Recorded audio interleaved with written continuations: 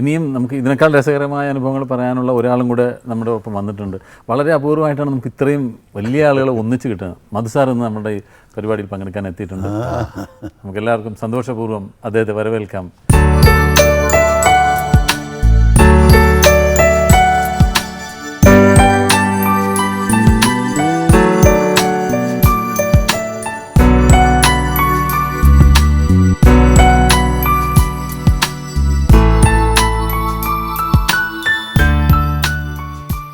പിന്നെ സുഖം സ്വസ്ഥം വരണം.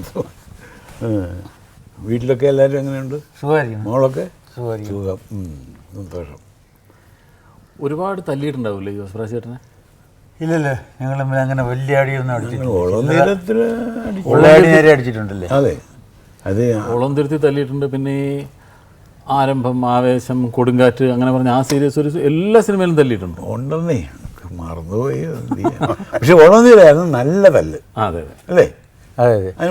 ഡാൻസ് മാസ്റ്ററും ഡ്യൂപ്പും ഒന്നുമില്ല. ഡ്യൂപ്പും ഇല്ല, ഒന്നുമില്ല. അല്ല, ഡാൻസ് മാസ്റ്റർ ഫൈറ്റ് മാസ്റ്റർ ഇല്ല. ഞാൻ സത്യത്തിൽ ഇവിടെ വന്നത് മിസ്റ്റർ ജോസ് പ്രകാശിനെ കാണാനാണ്. അഭിമാനമുണ്ട് കേൾക്കാൻ. അതുപോലെ തന്നെ തിലകനും ചേട്ടൻ നേരത്തെ പറയായിരുന്നു, ഈ ആർട്ടിസ്റ്റുകൾ തമ്മിലൊക്കെ ഉള്ളൊരു ബന്ധം മുമ്പൊക്കെ കുറേ കൂടെ ഭയങ്കര തിക്കായിരുന്നു എന്നാണ് പറഞ്ഞത്. കാരണം ഈ സ്വാമീസ് ലോഡ്ജിലൊക്കെ ഉള്ള ഒന്നിച്ചുള്ള താമസവും എല്ലാവരും ഒന്നിച്ച് താമസിക്കും. പിന്നെ ഒരു ഔട്ട്ഡോറിന് പോയാലും എല്ലാവരും ഒന്നിച്ചുണ്ടാവും. അപ്പോൾ ഇന്നത്തെ ആർട്ടിസ്റ്റുകൾ തമ്മിലുള്ള ഒരു ബന്ധത്തെക്കാളൊക്കെ ഒരു സ്നേഹത്തിൻ്റെ ഒരു തീവ്രത കൂടുതൽ മുമ്പായിരുന്നു എന്ന് പറയായിരുന്നു. നെസ്സാറുമായിട്ടുള്ള അടുപ്പവും മധുസാറുമായിട്ടും ഉമ്മുക്കായിട്ടുമൊക്കെ ഉള്ളൊരു അടുപ്പത്തെ പറ്റി പറയായിരുന്നു.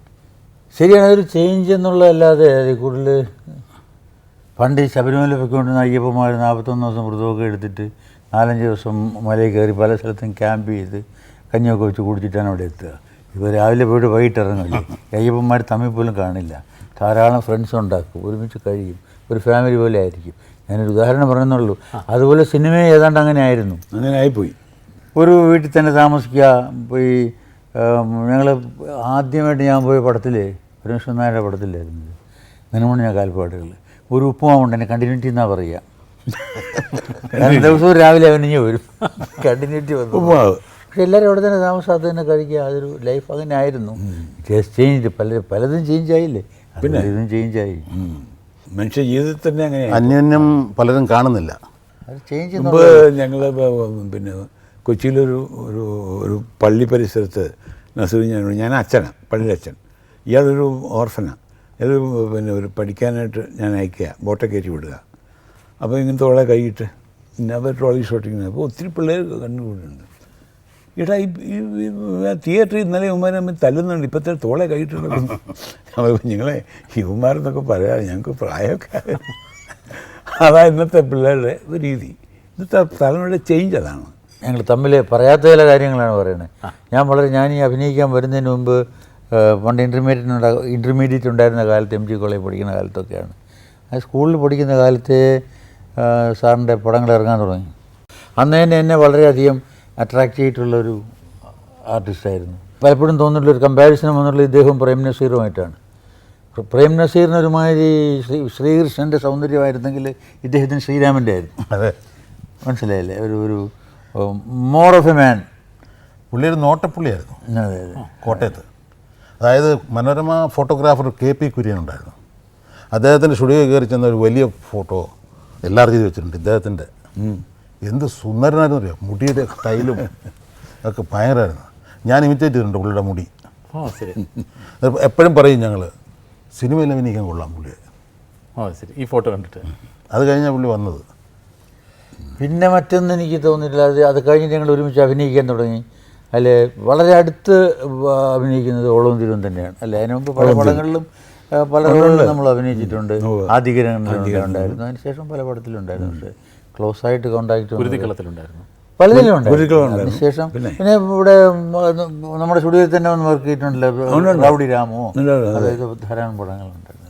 പക്ഷേ ഇതിലൊക്കെ ഉപരിയായിട്ട് ഇത് ഇദ്ദേഹത്തിൻ്റെ ഇന്നത്തെ ലൈഫുമായിട്ട് ബന്ധമുണ്ട്. അതുകൊണ്ടാണ് പറഞ്ഞൊരു എന്നെ വളരെയധികം അട്രാക്റ്റ് ചെയ്തതും അസൂയപ്പെടുത്തിയിട്ടുള്ളതായിട്ടുള്ളൊരു കാര്യമുണ്ടായിരുന്നു. ഞാൻ പരിചയപ്പെട്ടതിന് ശേഷം ഒരുമിച്ച് അഭിനയിക്കാൻ തുടങ്ങി. പല സ്ഥലത്തും ക്യാമ്പ് ചെയ്ത് താമസിക്കുന്ന സ്ഥലത്തെല്ലാം, അത് തൊടുപുഴയായിരുന്നാലും ശരി, അല്ലെങ്കിൽ ദേവികുളത്തായിരുന്നാലും ശരി, തിരുവനന്തപുരത്തായിരുന്നാലും ശരി, പാലയിലായിരുന്നാലും ശരി, എവിടെ പോയാലും രാവിലെ 5 മണിക്ക് എണീറ്റിട്ട് 1 മണിക്കൂർ നടക്കാൻ പോകുന്ന മനുഷ്യനാണ്. അതില്ലാതെ നമ്മളൊക്കെ എണീറ്റ് ഒരുമാതിരി കണ്ണിഞ്ഞവിടെ ഇരിക്കുമ്പോൾ ഈ നടപ്പെല്ലാം കഴിഞ്ഞു, സംഗതിയൊക്കെ കഴിഞ്ഞ് ചായയെല്ലാം കുടിച്ച് പത്രം വായിച്ചുകൊണ്ടിരിക്കുകയായിരിക്കും. ഇത് ഈ ഞാനിപ്പോഴത്തെ ട്രാജഡിയെക്കുറിച്ച്, ട്രാജഡി എന്ന് പറയാമെങ്കിൽ ട്രാജഡി തന്നെയാണ്, ഇതിനെക്കുറിച്ച് പറയുകയാണെങ്കിൽ പറയേണ്ടത്. ഇത് കണ്ടിട്ട് ഈ ദൈവത്തിന് അസൂയ തോന്നിയെന്ന് എനിക്ക് തോന്നുന്നു. പക്ഷേ ആയിരിക്കും ഒരു 2-3 മണി വരെ ഷൂട്ടിംഗ് ഉണ്ടെങ്കിലും ശരി, 5:30 മണിയാകുമ്പോൾ ഇദ്ദേഹം എണീറ്റ് നടക്കാൻ പോവും, കാട്ടിലായാലും ശരി. ഇത് റെഗുലറായിട്ട്. അപ്പോൾ ഇപ്പോൾ ദൈവത്തിന് തോന്നിയിട്ടുണ്ട് ഇവൻ കാലത്ത് എണീറ്റ് എന്നും ഇങ്ങനെ നടക്കണം, അവൻ്റെ കാല് തട്ടിക്കളയാം, ഇരുത്തുകളയാം. ഇത് സത്യത്തിൽ ഈ ദൈവത്തിനോട് ദേഷ്യം തോന്നാവുന്ന ചില നിമിഷങ്ങളിലൊന്നാണ്. ആദ്യമായിട്ട് ആക്സിഡൻറ്റിലായിരുന്നില്ലേ കാലിൻ്റെ, ഈ കാലിനെ നോക്കിയിട്ടാണ് ഈ ദൈവം പരിപാടി നടത്തി ഇത്. അപ്പോൾ ഞാൻ പല സ്ഥലത്തും പറഞ്ഞിട്ടുണ്ട്, എക്സർസൈസ് ചെയ്യണ കാര്യമൊക്കെ പറയുമ്പോൾ എണീറ്റ് നടക്കണം. ഞാൻ പറഞ്ഞു റെഗുലറായിട്ട് ഈ നടക്കാറുണ്ടോ എന്ന് എൻ്റെ അടുത്ത് ചോദിക്കാറുണ്ട്, തടി കണ്ടിട്ട്. ഈ ആരോഗ്യം കുറവാണെന്ന് തോന്നിയിട്ടായിരിക്കാം.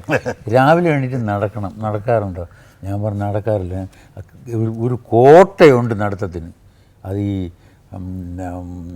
ജോസ് പ്രകാശ് നടന്ന് തീർത്ത് കളഞ്ഞുകൊണ്ടാണ് പിന്നെ നടക്കാൻ വയ്യാതായി പോയത്. അപ്പോൾ എൻ്റെ കോട്ട ഞാൻ നേരത്തെ തീർക്കണ്ടില്ല, എൻ്റെ കാലങ്ങര് തട്ടിക്കളയും. അതുകൊണ്ട് വേണ്ടാന്ന് വെച്ചു അല്ലേ.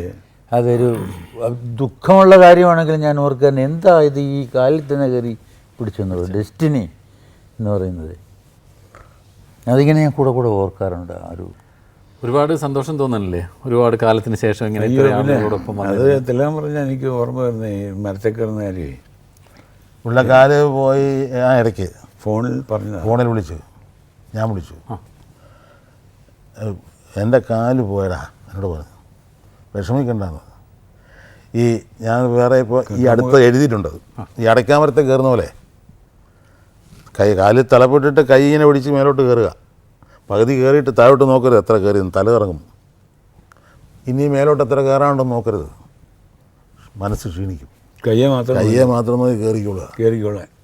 എന്നോട് ഈ കയറ്റത്തിൽ ചിലപ്പോൾ വീണ് മരിച്ചു പോയെന്ന് വരാം, സാരമില്ല, ലക്ഷ്യത്തിലേക്കുള്ള യാത്രയിലിടയ്ക്കാണല്ലോ സംഭവിച്ചത്, കുഴപ്പമില്ലെന്ന് പറഞ്ഞു.